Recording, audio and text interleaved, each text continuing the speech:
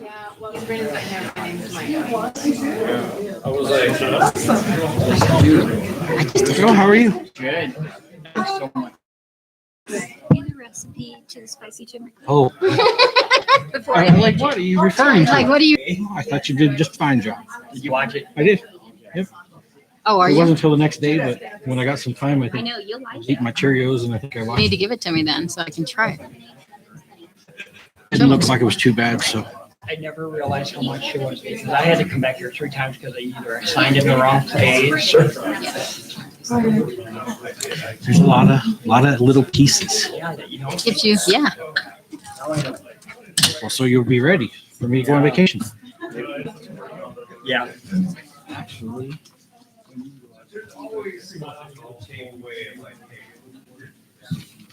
We're in luck. It's an off week. Yep. Labor Day week, I'm going up to see my son's new house in Washington. So, well, he's putting me to work. He needs sod laid and all that stuff. So Yeah. it'll be nice to get up there. So. That's exactly right. Good. Call to order the regular council meeting for the town of Evansville. May I have roll call, please? Mayor Chad Edwards. Here. Councilmember Joe Cannell. Here. Councilmember Candace Machado. Here. Councilmember Michael Scott Estes, excuse. Councilmember Kathy Stefan. Here. Town Attorney Scott Murray. Here. Town Engineer Shane Porter. Here. Chief of Police Mike Thompson. Here. Fire Chief Leo Molson. Here. Public Works Director Paul Hansen. Here. Town Clerk Janelle Underwood, Press Citizens.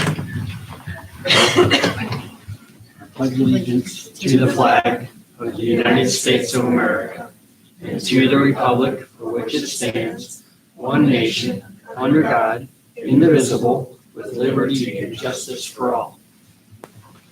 All right. Do I have a motion to approve the agenda? So moved. Second? Second. All those in favor? Aye. The consent agenda, approval of the regular meeting minutes, July 12th, 2021, and Butch's Happy Days liquor catering permit. Have a motion to approve the consent agenda. Approve. Seconded. All those in favor? Aye. Aye. Motion passes. Item 2, Sabrina Kemper, City of Mills, the Rotary Ducks.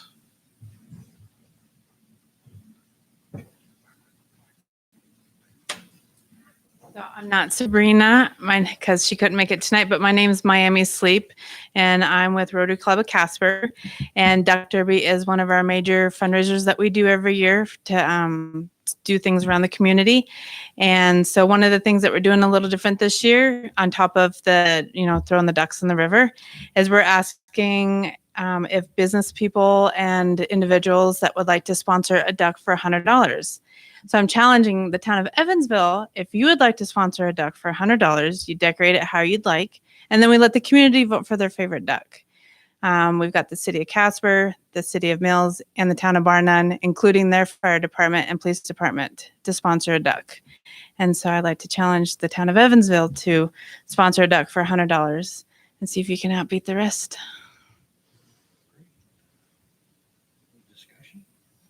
No, I think it'd be a great idea. We could put all our names on it. Have somebody draw something creative. I think it'd be a great idea as well. I agree. All right. We'll not go with an official motion, but count us in. I Okay. think we'll Do you want me happy to to participate, give you and I the- think we'll reach out to the fire department and police department to encourage their participation as well. In Public Works. I was just, the Public Works isn't going to get out of it. Fantastic. Well, I have this. Do you want me can I just give it to you now? Sure, absolutely. Thank you so much. Thank you. Thank you. Give it a seat right here. Thank you very much for your presentation. All right, item number 3, the approval of the real estate purchase agreement. As everybody's aware, we put out the land just west of the Reshaw subdivision there for bid a few months back. There was a presentation made last month And the council had some concerns over the runoff from the subdivision and the water that would take in the pond create. I think meeting with the developers, I think you guys have come up with a lot of work, put forth a lot of work to mitigate those concerns that we had. So I'd like you to present to council what you've come up with to resolve those concerns. Great. Thank you, Mr. Mayor, members of council. Peter Nicolason for North Platte Park Development, LLC. With me tonight is my partner, Keith Tyler. And in addition, Brad from WLC. Brad, do you want to put that up where council can see it? And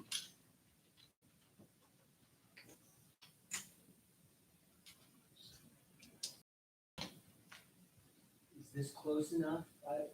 Can you see Brandy? I mean, Candace? That might be a little better. You see it? Do I have a copy?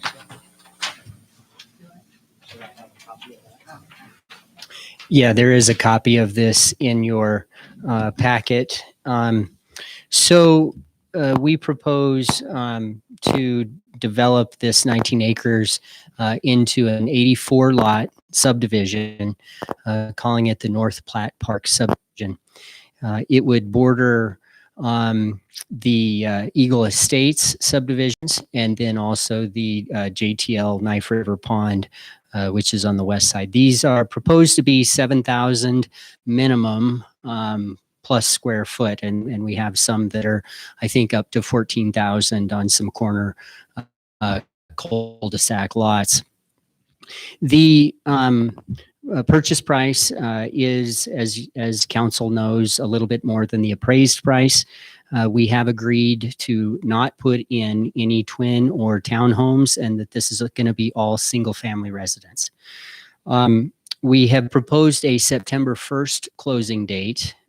We're flexible on that, and we'll work with Janelle and the town to see how the schedule can work with the Planning and Zoning Commission and when we present the plat or the replat of this 19 acres. We're not going to have basements except in areas where we can establish through engineering that it exceeds the 100-year floodplain, so that we'll be covered in that respect. And basically, there's a good portion of the subdivision that will not have basements, and we'll only have basements where we can install a sump and have the engineer certification that it'll be safe to build and that it's to the appropriate grade during the construction of the residences. What made this feasible due to the on the ground conditions out there, as council knows, and I think the whole town knows, there's a lot of stormwater drainage that goes into the south end of that 19 acres. And what we had proposed initially to do is to take all of that water from the existing subdivisions and also from the stormwater drainage from these 84 lots north into the parcel retained by the town on the north side of the subdivision. And in our discussions, we realized that wouldn't be an ideal situation, in large part because of the possibility that there would be significant water there for a good portion of the year. In addition, we have to take some dirt out from that parcel being retained by the town to fill some of the low areas of this 19 acres.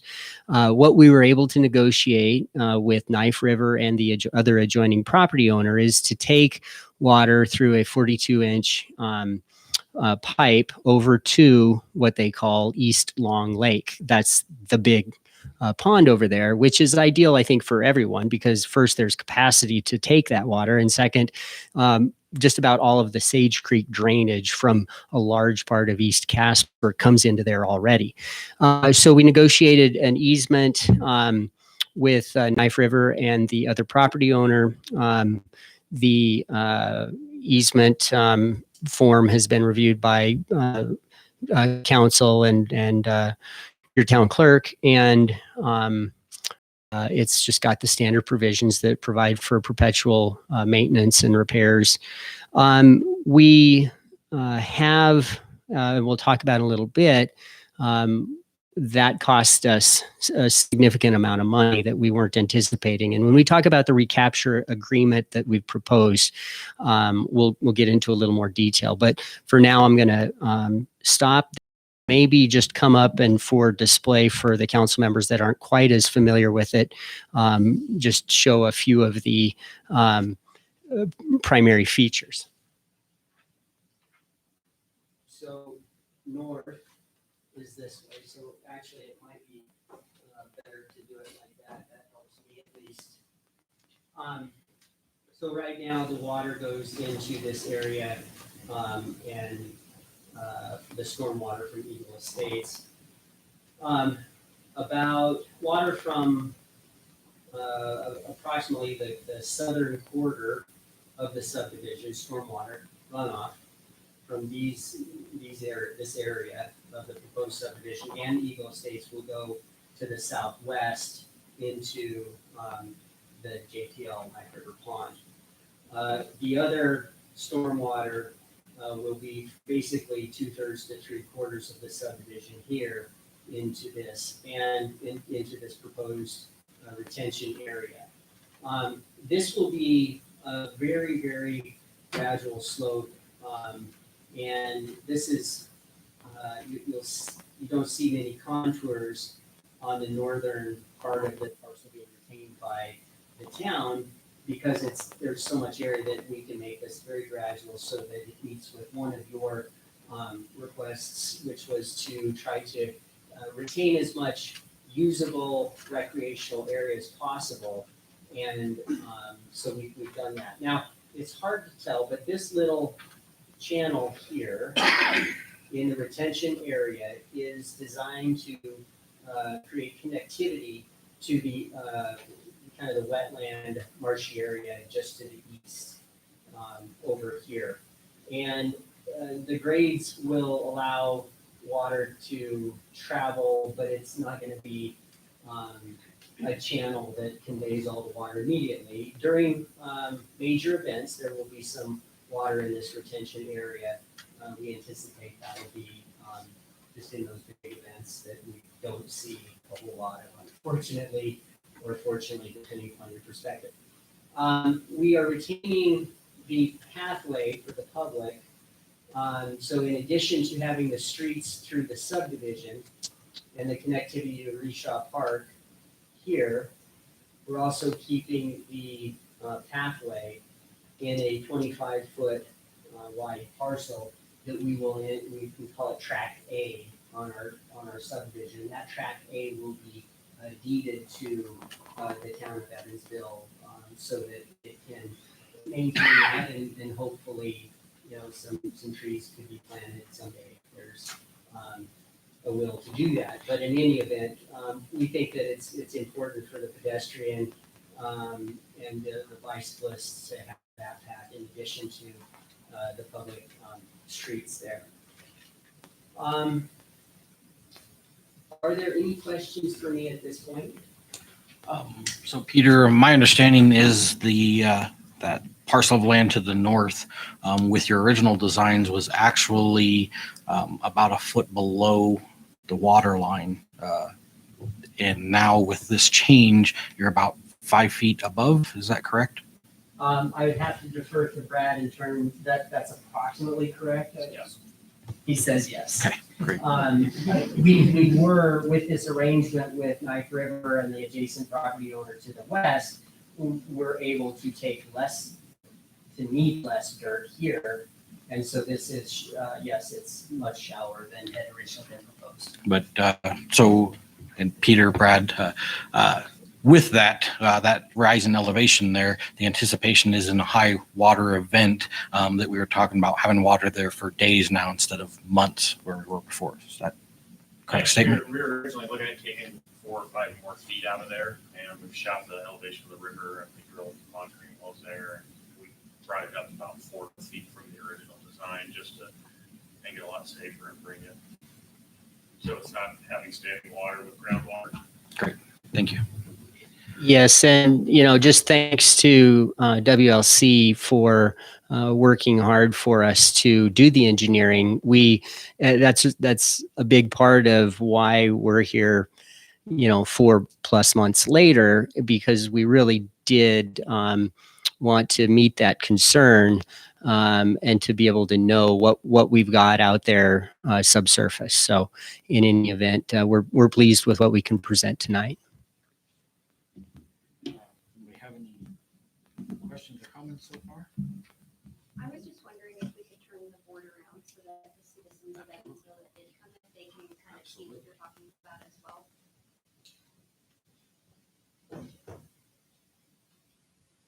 So just briefly, this is north. The North Platte River is here at the top. This is Reshaw Park in this larger area. The 19 acres to be acquired is shown here in this somewhat of a rectangular shape. The pathway, the 25-foot wide area that the pathway is currently on is along this west boundary of these lots. And the water from Eagle Estates that currently dumps into here, into retention, plus the water of these lots, I don't have the exact number, but it's basically a quarter, maybe close to a third of the subdivision will go to the southwest down into the big Knife River Pond.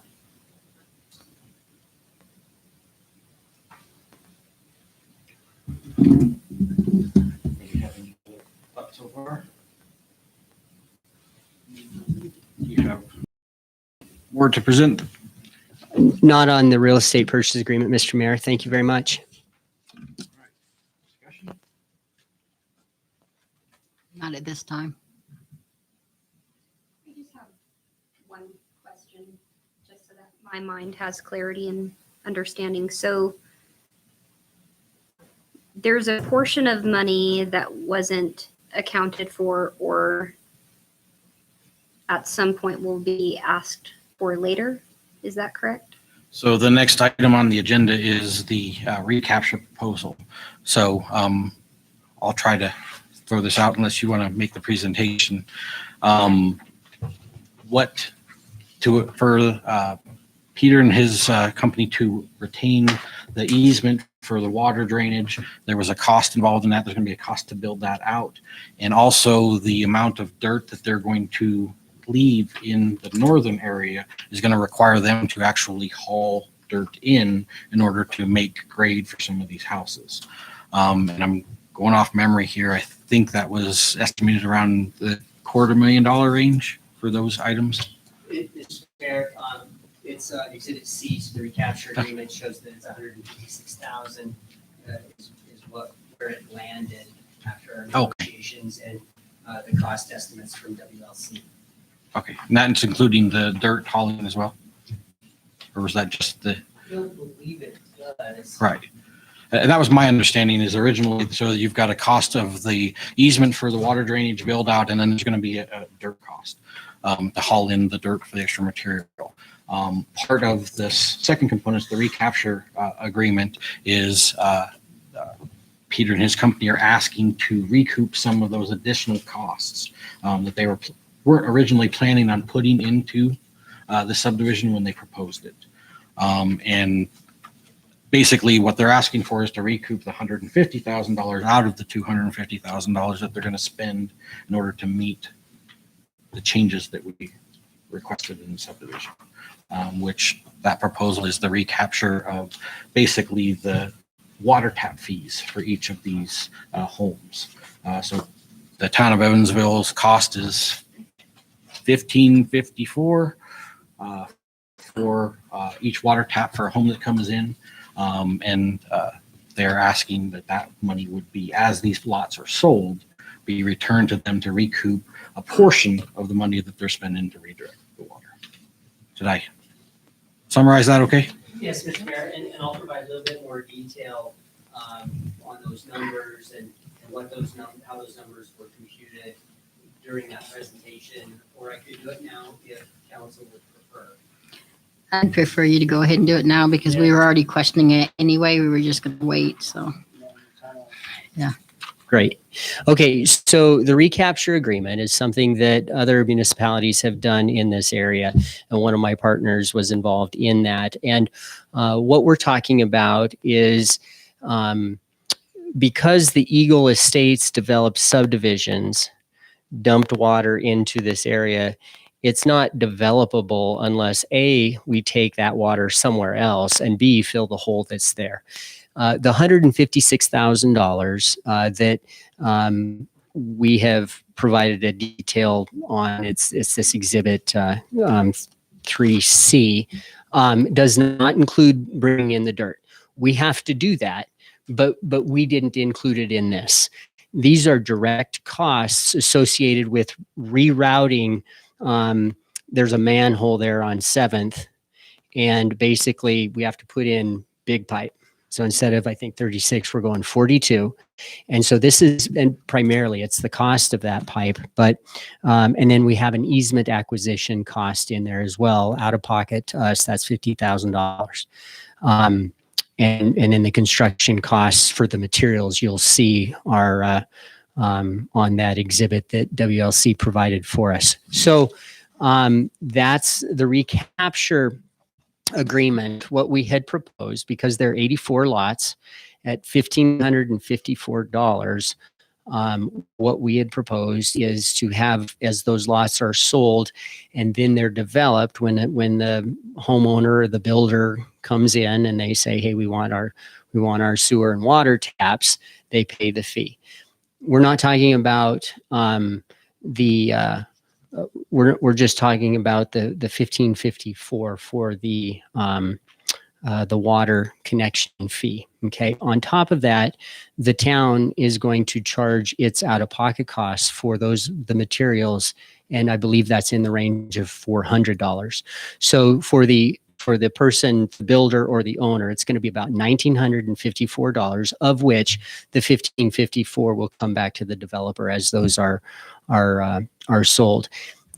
That's only going to add up to $130,000. So we're not asking for the $26,000 is the difference between what we're going to be out of pocket on this, $150, less the $130. So that's just the math. We have 84 lots. That's the fee, and that's what it equates to. So that's just a summary of what the recapture deal is proposed to be. And we have the stormwater drainage easements that we have reached agreement with the property owners and Knife River. And that Mr. Murray has also reviewed that as well and approved it as to form. So that's the situation on the recapture. Any questions for me? No, I don't. Thank you. So additionally on there, as Peter had explained, we would look to the council to come forth and to add the $400 of the town expenses, basically the parts and labor that it takes for us to create each one of those connection fees on top of that 500. So there's no out-of-pocket cost to the town. So that each one of these taps is covered cost-wise by the town. And then the town would also collect the sewer tap fees for each location as well. And that would be collected when each house, is sold, correct? I believe it's when the permits are pulled to build the house. Yeah. Okay. And then basically that change in cost would only be for this subdivision. Every other portion of town would remain the current cost. So.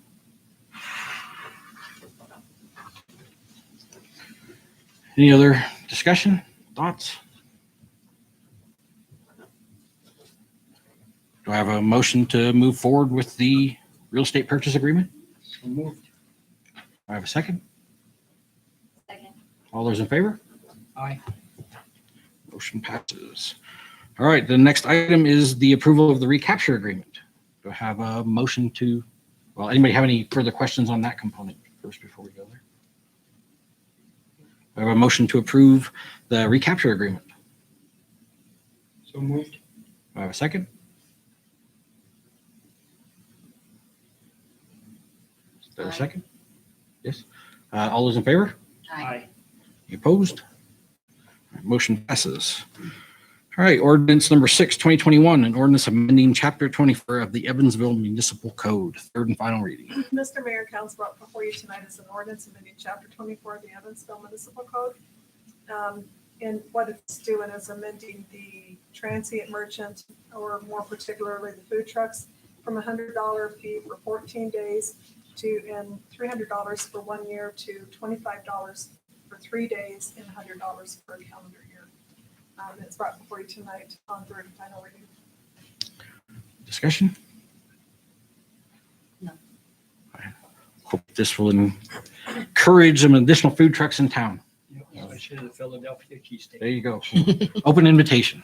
All right, do I have a motion to approve ordinance number 6-2021? So moved. Or a second? Second. All those in favor? Aye. Motion passes. All right, item number 6, public comments on Reshaw Park Road speed limit. This was brought up by Councilwoman Stipa. I will go ahead and pass the torch over to her to explain her proposal.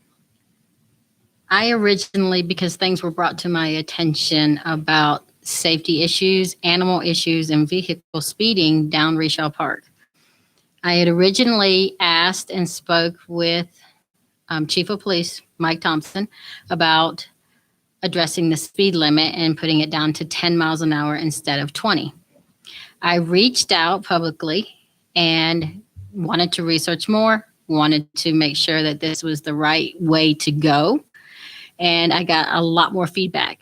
This, in my opinion, after speaking to the people in the community, this is not what they want.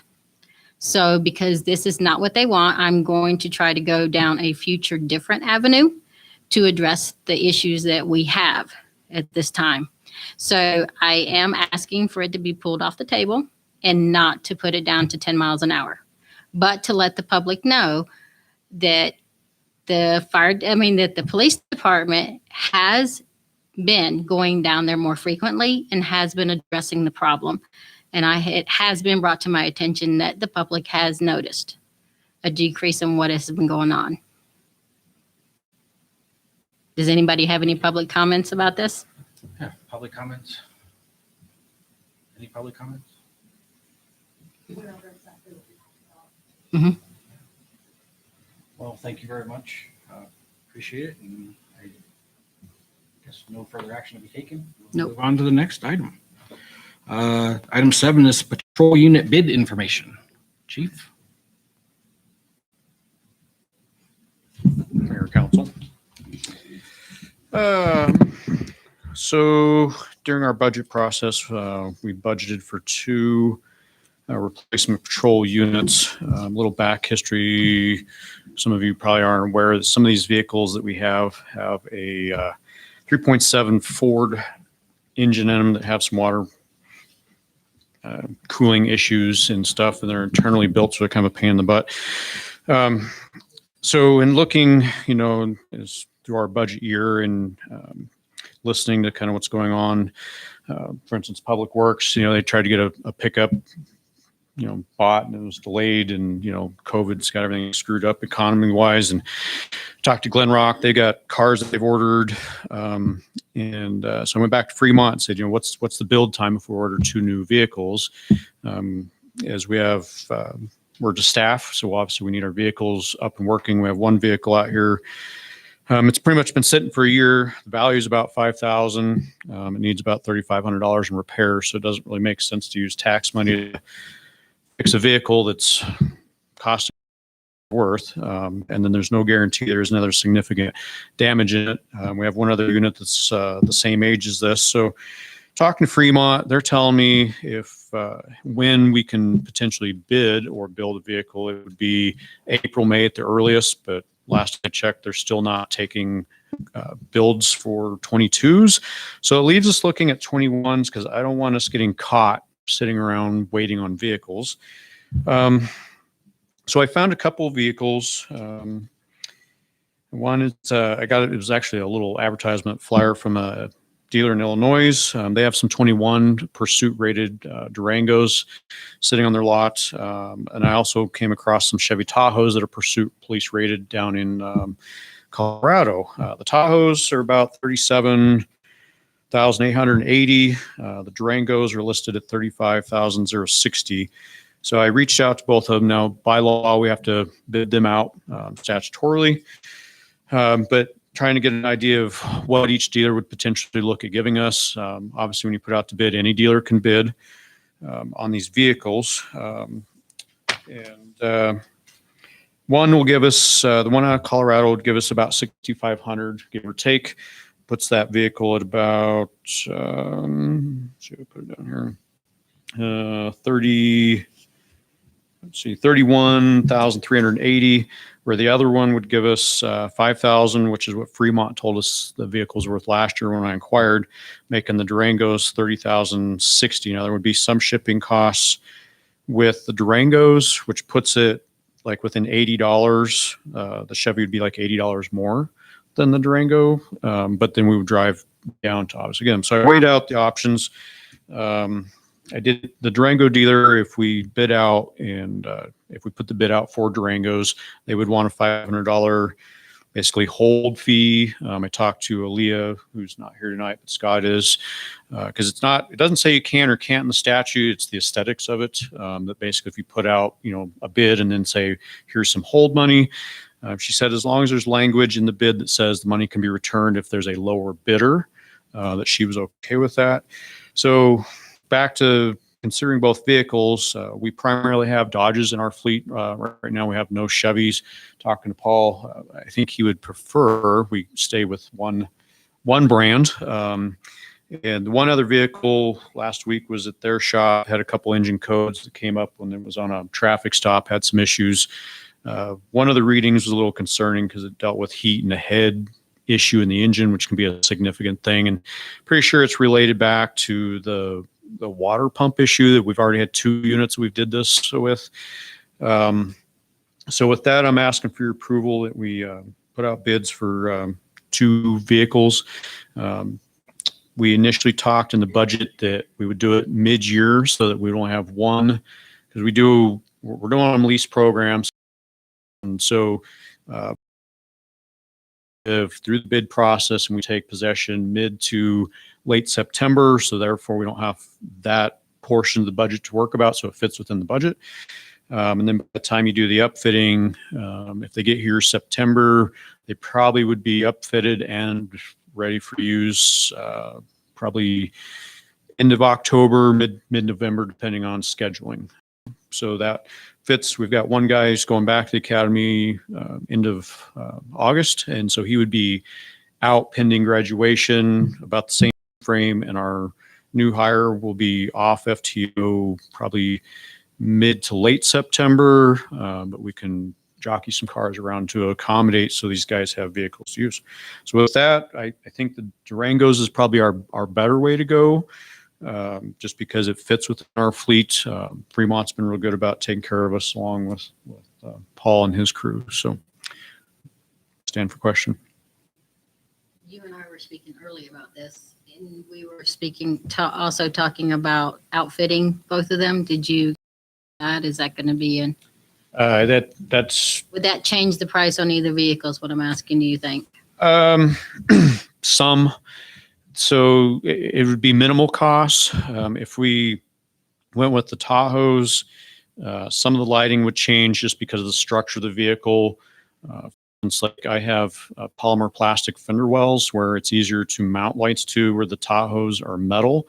So we would have to change where and how we put some of the lighting on there, where if we stay with the Durangos, the shop's pretty familiar with how they go together, where taking on the different body style. Now, we couldn't do the running board lights on the Tahoe. We'd have to change something different. So there would be less money there, but because of how you build them and the structure of the vehicle, it's going to fluctuate. So I could see probably $1,500, $2,000 difference between the two just in the lighting, and then the labor won't be that much different. So, yeah.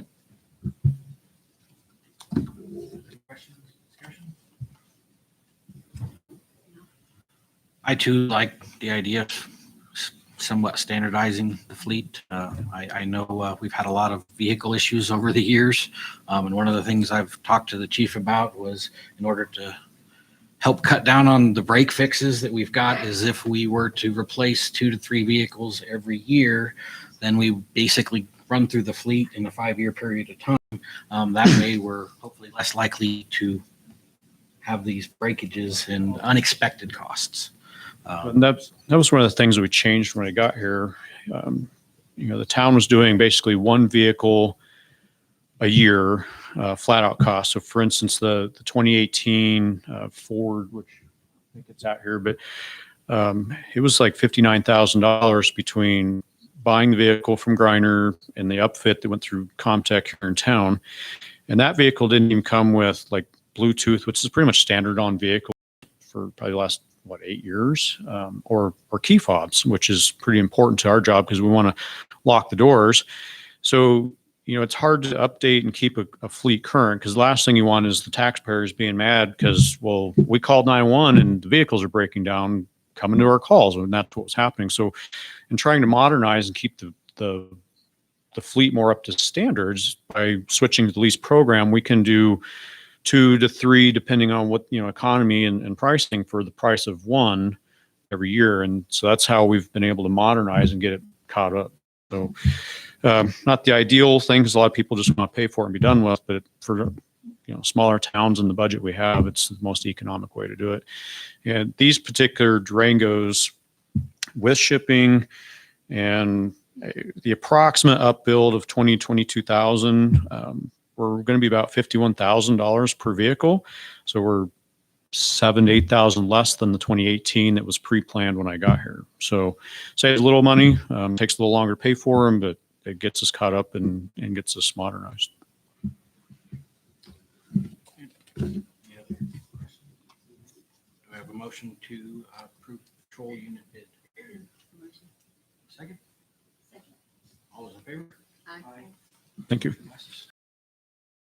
Item number 8, public comments. Have any public comments? Come on up. Please state your I name. just have a quick question, Mr. Mayor and Town Council. Was there any other options than just this option for that plot of land back there? Or were you guys all planning on just doing housing?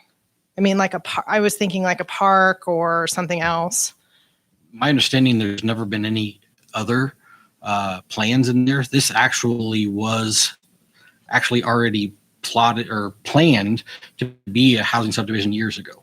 Okay. It was just tabled back at that point. Okay. So can the town sustain another 100 families coming in as far as trash and police and fire and all of that?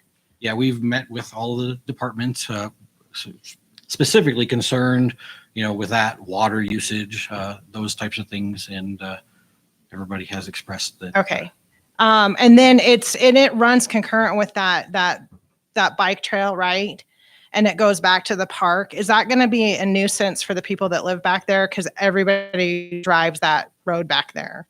So the road is actually part of the subdivision there where you see it comes in. The bike path stays on the backside of the houses. So there's a 25-foot easement on the backside of the houses where the bike path goes. Okay. And the road, as you can see there, basically takes a right turn and would then go in the first road of the subdivision and connect back to. Okay. So this is going to happen then? Or is it still in the works? This is the intent where we're at right now. This was the only bid that we received on this. And after our last meeting, when they presented this sale, council had some concerns, asked them to go back and rework this. And then this is the proposal that they've come back with. Okay. Thank you. Any other public comments? Public comments? All right. No public comments. We have a motion to adjourn. So moved. Have a second? Second. All those in favor? Aye. Meeting adjourned at 7:38.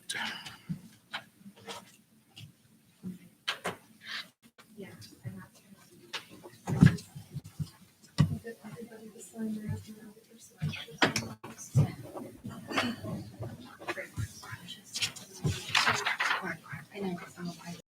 to Aaliyah first. So I emailed